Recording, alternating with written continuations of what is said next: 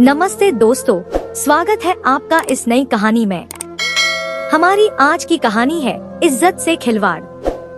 दोस्तों, मेरे पति ने शादी से पहले मेरी इज्जत लूटी थी और फिर मेरे जोर देने, मेरे रोने चिल्लाने पर वो मुझसे शादी करने के लिए तैयार हो गया था, मगर मेरे दिल में उसके लिए नफरत थी। मैं उससे इस सब का बदला लेना चाहती थी और फिर मैंने उसकी बहन को इस्तेमाल किया, उसकी गंदी तस्वीरें इंटरनेट पर डाल दी। मगर मेरे पाँव के नीचे से जमीन खिसक गई जब मेरी ननद ने, मेरे शरीर में जैसे आग लगी हुई थी। मेरा दिल और मेरा दिमाग गुस्से से खौल रहा था। सोच सोच कर पागल हो रही थी कि ऐसा क्या करूं कि अपने पति से उसके किए का बदला ले सकूं। आज मेरे पति ने कहा था कि वह आज घर पर नहीं आएंगे और मैं उनका इंतजार न करूं। मैंने तो इस बात पर शुक्र किया था, आज मेरे पास समय ही समय था।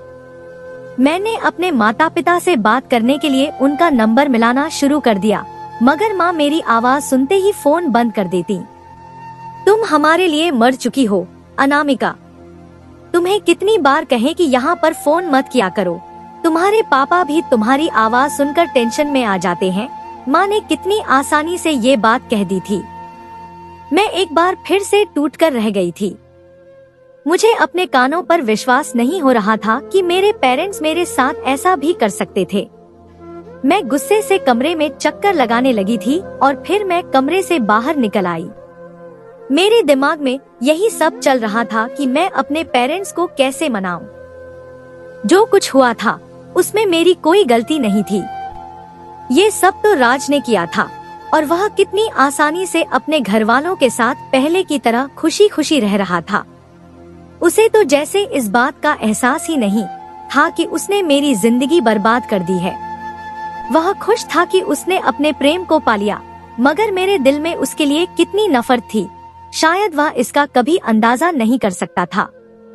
मैं हर वक्त उससे बदला लेने के तरीके सोचती रहती थी। ऐसा क्या करूं कि उसे भी अपनी गलती का एहसास हो जाए और वह भी ऐसी ही तकलीफ से गुजरे जैसी तकलीफ से मैं गुजर रही थी। सोच सोच कर मैं पागल होने लगी थी। और फिर जब मैं आंगन में आई तो मुझे एक तरफ से किसी के बातें करने की आवाज सुनाई दी। अब मैं बुरी तरह से चौंक गई कि ये बातें करने की आवाज किसकी थी। कौन था जो आधी रात को घर वालों से छिपकर यहाँ पर बैठा हुआ था। ये आवाजें नौकर के क्वार्टर की तरफ से आ रही थी। यह वॉचमैन कुछ समय पहले ही मेरे पति ने घर में रखा था ताकि हम लोगों की सुरक्षा हो सके। इस एरिया में पिछले कई दिनों से चोरी जैसी वारदातें हो रही थी। मेरे पति को डर था कि कहीं ऐसा न हो कि हमें भी कोई नुकसान पहुंचा दे, इसलिए उन्होंने वॉचमैन का इंतजाम कर दिया था। वह एक नौजवान लड़का था और देखने में इतना सुंदर कि उसे देखकर कोई भी इंसान उसे देखते ही रह जाए। उसकी किस्मत थी कि शहजादों जैसी सूरत होने के बावजूद वह यूं नौकरों जैसी जिंदगी गुजारने पर मजबूर हो गया था। मगर उसकी आंखों में मुझे अजीब सी चालाकी नजर आई थी और मैं सोचकर रह गई थी कि यह इंसान किसी तरह से भी हम लोगों के लिए ठीक नहीं है। मगर ये बात मैं किससे कहती। मेरी सास तो मुझे कुछ समझती ही नहीं थी और मेरी ननद, वो भी अपने आप में ही मग्न रहती थी। ऐसे में मेरे पति थे, वो तो मुझे दीवानों की तरह चाहते थे, मगर मैं उनसे दूर भागती थी। अगर उन्होंने सीधे तरीके से मुझसे शादी की होती, अपनी जिंदगी में शामिल किया होता, तो मैं इस बात पर फख्र करती और अपनी खुशकिस्मती पर रश्क करती। मगर जो कुछ उन्होंने मेरे साथ किया था उसने मुझे मेरी अपनी ही नजरों में गिरा दिया था। उनसे मोहब्बत करना तो दूर की बात थी दोस्तों, मैं उनकी शक्ल भी नहीं देखना चाहती थी। मैं उस वक्त क्वार्टर के पास आई तो क्वार्टर की खिड़की हल्की सी खुली हुई थी और कमरे में हल्की हल्की रोशनी भी जल रही थी। मैंने जरा सा कमरे में झांक कर देखा तो पैरों तले जमीन खिसक गई थी। पहले तो मैंने सोचा कि मैं शोर मचाकर अपनी सास को यहाँ बुला लूं और उन्हें बताऊं कि उनकी बेटी क्या गुल खिला रही है। मगर फिर मेरे होठों पर ये सोचकर मुस्कान आ गई कि यही तो मौका है मेरे पास बदला लेने का। और अब मैं अपने पति से बदला लेने के लिए बेताब हो रही थी। मुझे अंदाजा हो गया था कि मुझे क्या करना है। अब मेरे पति के साथ वही सब होने जा रहा था जो उन्होंने मेरे साथ किया था। वो भी वैसी ही अजियत से गुजरने वाले थे जिस अजियत से उन्होंने मुझे गुजारा था। कुछ दिन पहले तक तो मैं अपने पेरेंट्स के साथ एक बहुत अच्छी जिंदगी गुजार रही थी। उस दिन मैं अपने दोस्तों के साथ पार्टी कर रही थी। तभी राज की नजर मुझ पर पड़ी। वह भी अपने दोस्तों के साथ वहां आया हुआ था। मुझे देखकर उसने अपना दिल मुझ पर हार दिया था, मगर मैं उसकी तरफ बिल्कुल भी आकर्षित नहीं हुई थी क्योंकि मुझे इन सब चीजों में इंटरेस्ट नहीं था। मुझे अपना करियर बनाना था, अपनी स्टडी को पूरा करना था। मेरी दुनिया में अपने पेरेंट्स से ज्यादा कोई भी अहमियत नहीं रखता था। मुझे वो लड़कियां जहर लगती थी जो लड़कों के चक्कर में अपनी स्टडी छोड़ दिया करती थी और अपने पेरेंट्स को धोखा देती थी। यही वजह थी कि बार बार राज के मेरे रास्ते में आने के बावजूद भी मैं उसे नजरअंदाज करती रही। उसे कहने लगी कि तुम ये सब मत करो, मैं ऐसी लड़की नहीं हूँ। और वो न जाने मेरी बात को क्या समझा, कहने लगा कि मैं भी तुम्हारे साथ टाइम पास नहीं कर रहा, मैं तुमसे शादी करना चाहता हूँ। मैं अपने पेरेंट्स को तुम्हारे माता पिता के पास भेजूंगा। मैंने उसकी बात पर ज्यादा तो गौर नहीं किया था क्योंकि मुझे लगा था कि वह सिर्फ वक्त गुजारी करने के लिए ऐसी बातें कर रहा है। वो भी आजकल के लड़कों की तरह जो संजीदा नहीं होते और लड़कियों की जिंदगी बर्बाद कर देते हैं और उन्हें रोग लगा देते हैं। मगर उसके पेरेंट्स जब मेरे माता पिता के पास आए और कहने लगे कि बच्चों की जब मर्जी शामिल है तो आप शादी से इनकार मत करें, आपकी बच्ची भी हमारे बेटे को चाहती है। जब मुझे माँ ने ये बात बताई तो मेरा गुस्से से दिमाग घूम गया। वे होते कौन थे मेरे बारे में इतनी बड़ी बात कहने वाले? मैंने तो उनके बेटे को कभी गौर से देखा भी नहीं था, उसके साथ शादी करना तो दूर की बात थी।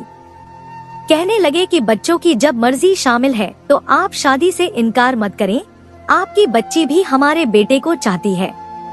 दोस्तों, जब मुझे माता जी ने यह बात बताई तो मेरा गुस्से से दिमाग घूम गया था। वो होते कौन थे मेरे बारे में इतनी बड़ी बात करने वाले?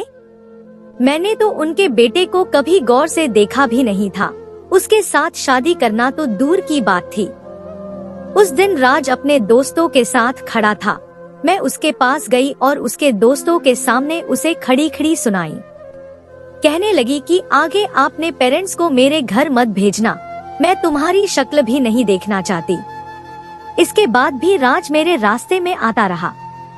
फिर एक दिन जब उसने मुझे बहुत तंग किया तो मैंने उसे एक थप्पड़ लगा दिया।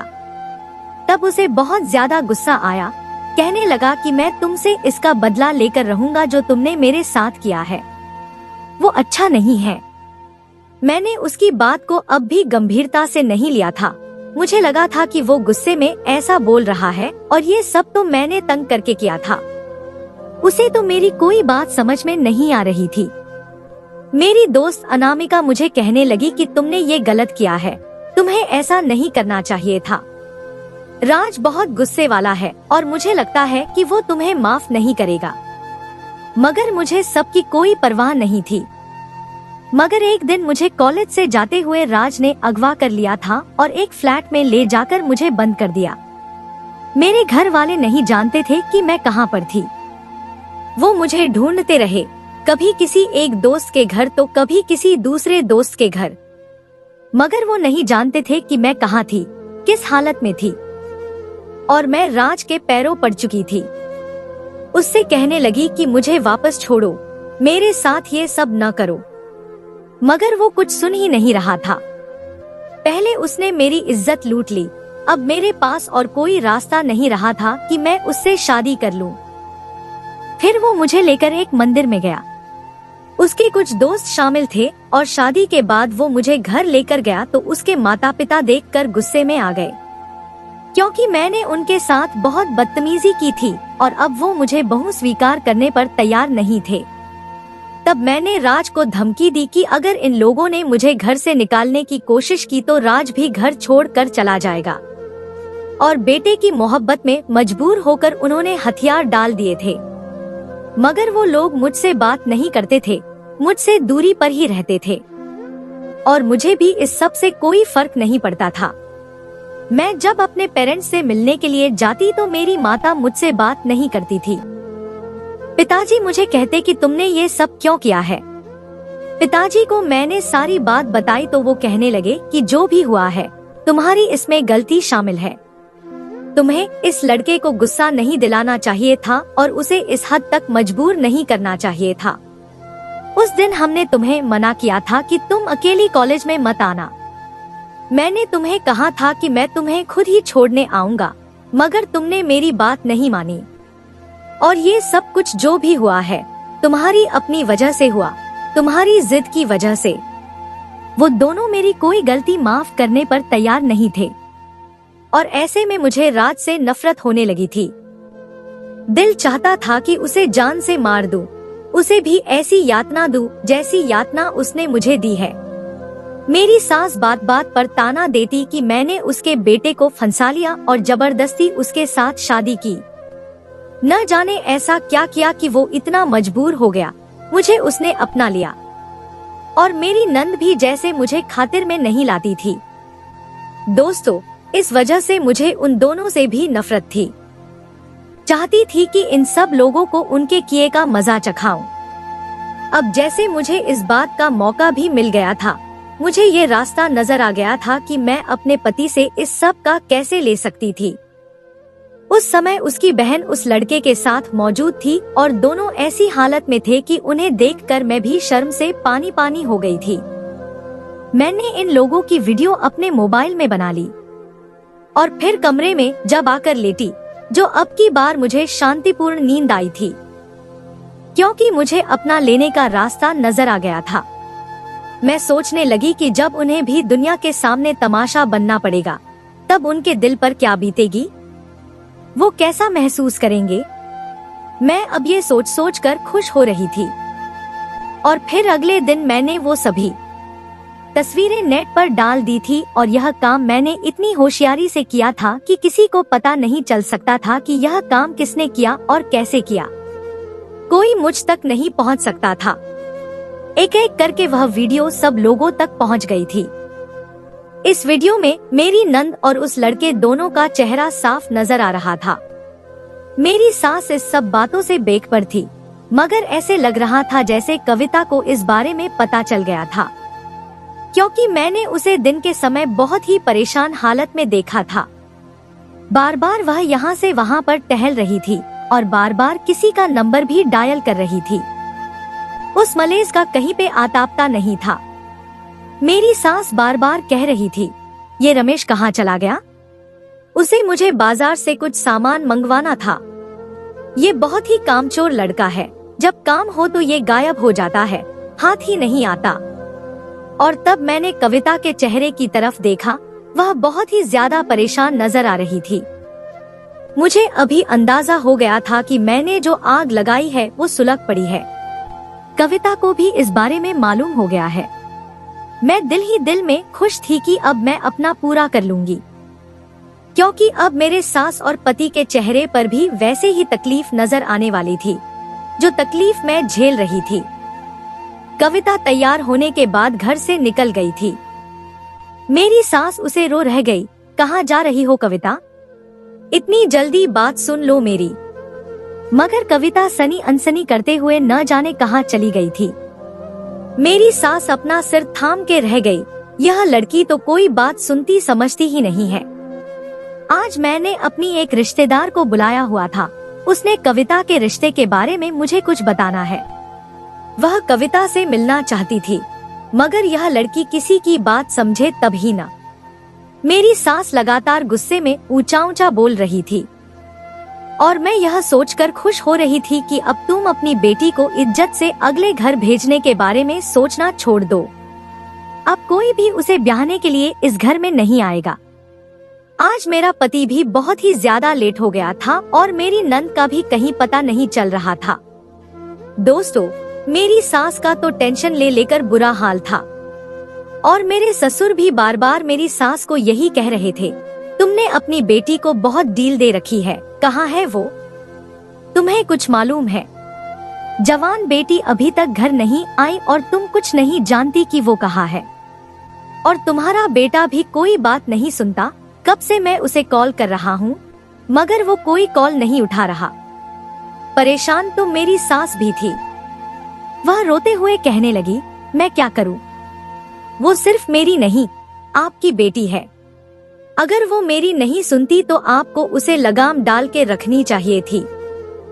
अब मेरी सास को भी अपनी गलती का एहसास हो रहा था कि उन्होंने अपनी बेटी को बहुत दिल दे रखी है। मगर अभी तो ये सब शुरुआत थी।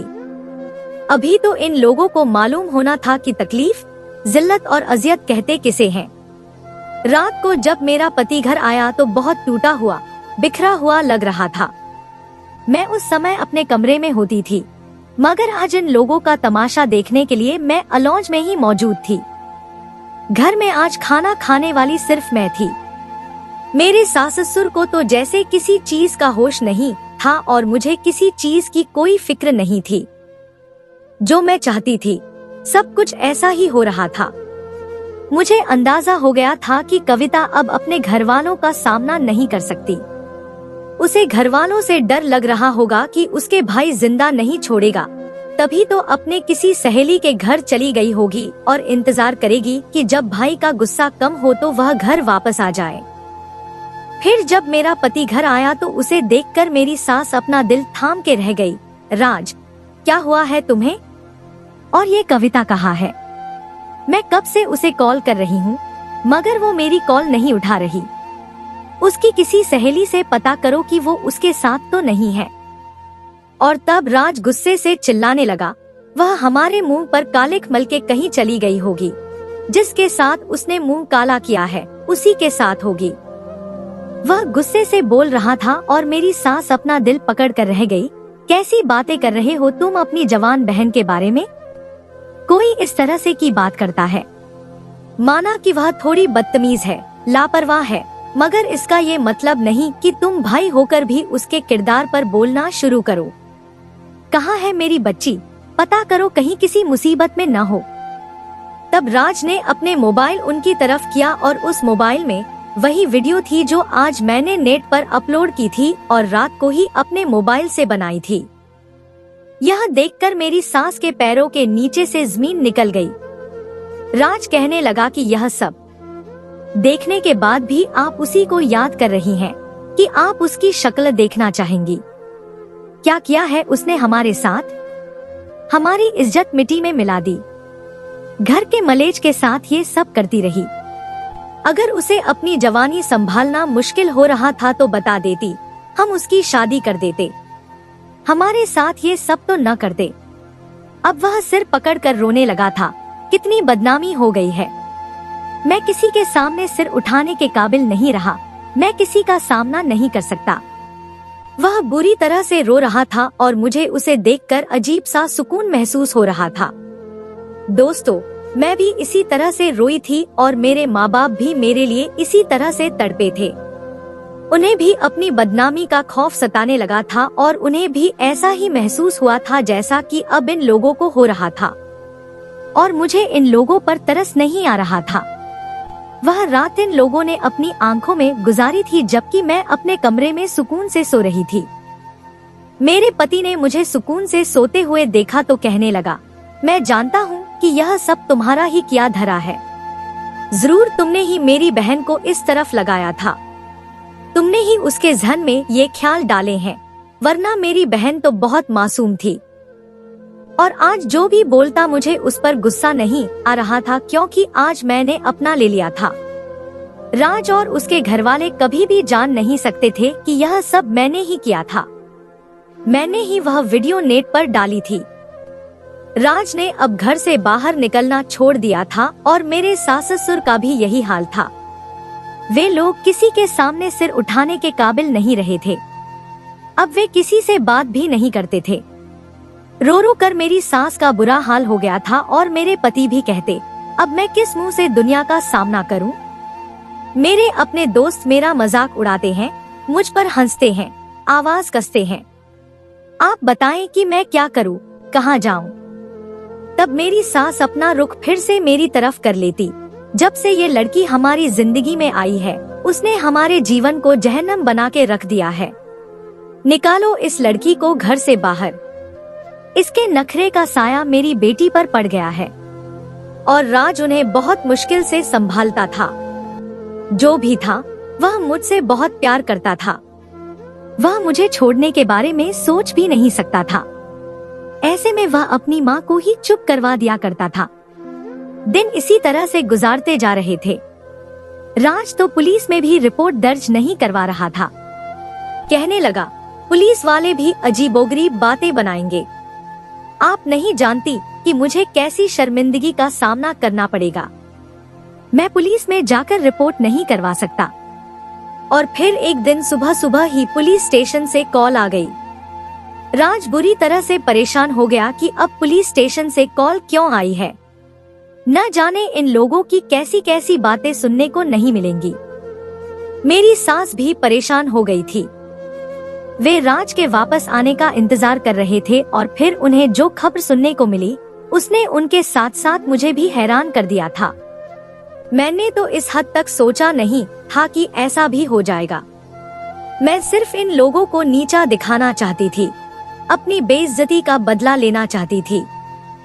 मगर कविता इस हद तक गुजर जाएगी, दोस्तों, मैंने कभी सोचा भी नहीं था। कविता की डेड बॉडी मिल गई थी। कविता ने आत्महत्या कर ली थी और एक छोटी सी चिट्ठी अपने घरवालों के नाम लिखी, जिसमें उसने सब लोगों से माफी मांगी और कहा कि वह उमेश से प्यार करती थी, उससे शादी करना चाहती थी। मगर अब इतनी बदनामी के बाद उमेश भी उसके साथ शादी करने के लिए तैयार नहीं है। वह उससे बात भी नहीं करना चाहता और मौत के अलावा मेरे पास और कोई रास्ता नहीं है। उसकी मौत का जिम्मेदार सिर्फ वह खुद है। वह अब किसी के सामने सिर उठाने के काबिल नहीं रही, किसी का सामना नहीं कर सकती, इसीलिए वह अपनी जान ले रही है।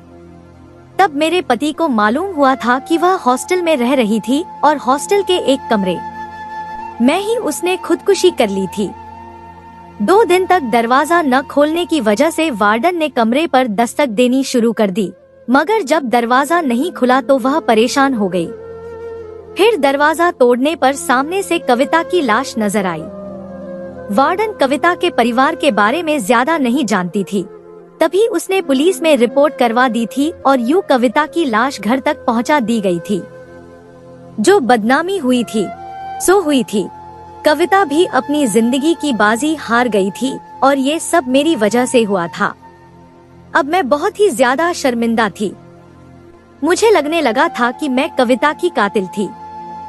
मेरे दिल में गिल्ट था कि मैं अपने इस गलती का, अपने इस पाप का कफारा कैसे अदा करूं, समझ नहीं आती थी क्या करूं।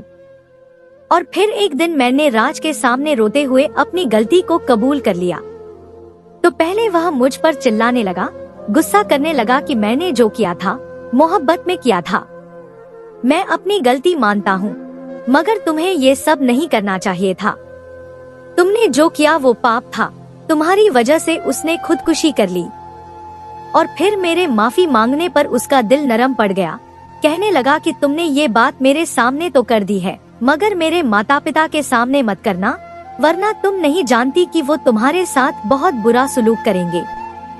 और तब मुझे ये बात मालूम हुई कि राज मुझसे बहुत मोहब्बत करता था। उसने मेरी इतनी बड़ी गलती को माफ कर दिया था और अब मैं भी अपनी इस गलती को सुधारना चाहती थी। सारे घर के कामकाज करती थी, अपने सास की किसी बात पर उनसे बदतमीजी नहीं करती थी। वो जो भी कहती है चुपचाप सुनती रहती। और मेरे इस रवैये से धीरे धीरे मेरी सास का दिल भी नरम पड़ने लगा था। यूं भी अब कविता तो रही नहीं थी जो उन्हें जरा जरा सी बात पर मेरे खिलाफ भड़काती। यूं घर का माहौल शांत रहने लगा था। मगर आज भी मेरे दिल में ये ख्याल था कि मैंने कविता के साथ गलत किया। तो दोस्तों, यह थी हमारी आज की कहानी। आपको सुनकर कैसी लगी हमें कमेंट करके जरूर बताएं और हमारी वीडियो को ज्यादा से ज्यादा अपने दोस्तों में शेयर करें और हमारे चैनल को भी सब्सक्राइब कर लें ताकि आने वाली वीडियो का नोटिफिकेशन आप तक तुरंत पहुंचे। मैं मिलती हूं आपसे अगली वीडियो में, तब तक के लिए धन्यवाद।